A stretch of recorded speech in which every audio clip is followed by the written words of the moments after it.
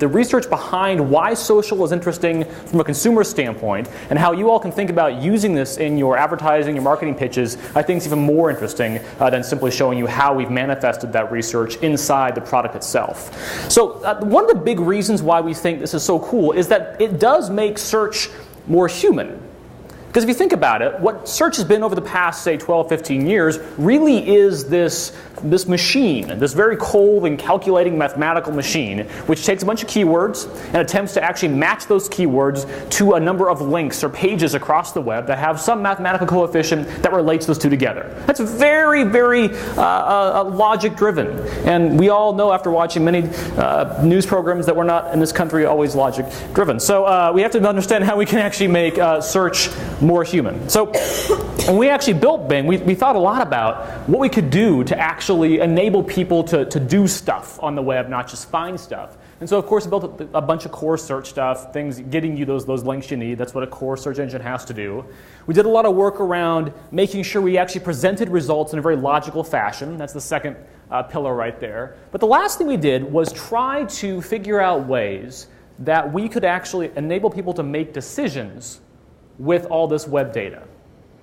Again, the problem is that people don't always make decisions logically and rationally. And so we built all these great tools, things like ratings and sentiment extractions and Wolfram Alpha integration and price predictions, all these really cool tools to parse through this mass of web data and give you some kind of aggregated response or collated response. But again, because people were actually trying to use search to make decisions in their real life, this actually wasn't always helpful because it focused solely on logic.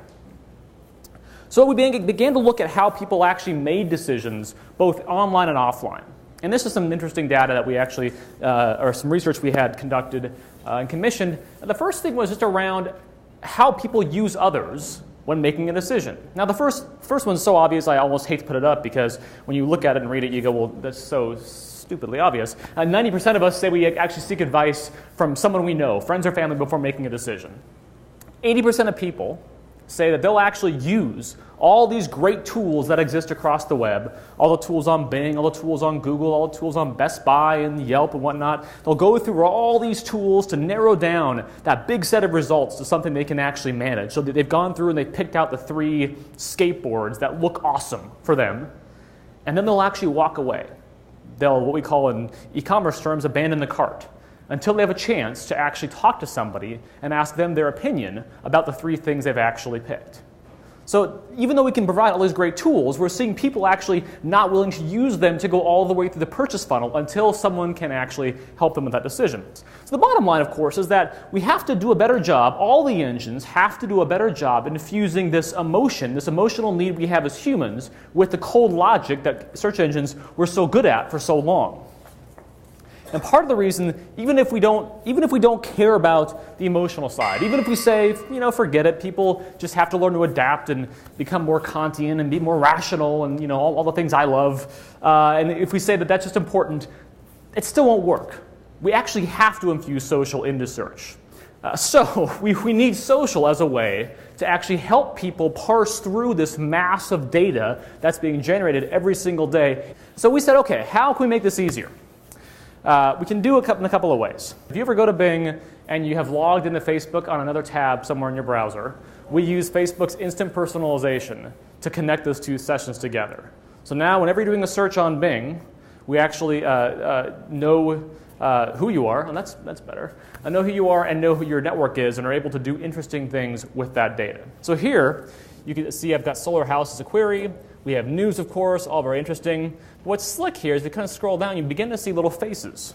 So here I've got an example from my friend Jen Allen, who's a person in San Francisco. She actually likes a particular site called Inhabit, which has an entire competition on solar house design. Interesting.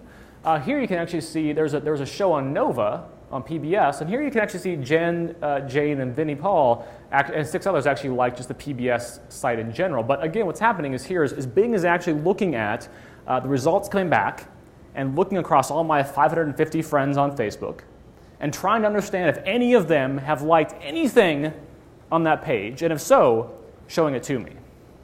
So in this case, what's happening is it's actually helping me narrow down that huge amount of results into something where I can quickly say, well, gosh, I know Jen's a big greenie, she is, and she's a designer, which she is as well. And so I tend to trust things that she says about this topic, about kind of design and real estate in general. So that gives me a way to actually quickly narrow down the, let's take a look at the results we have here.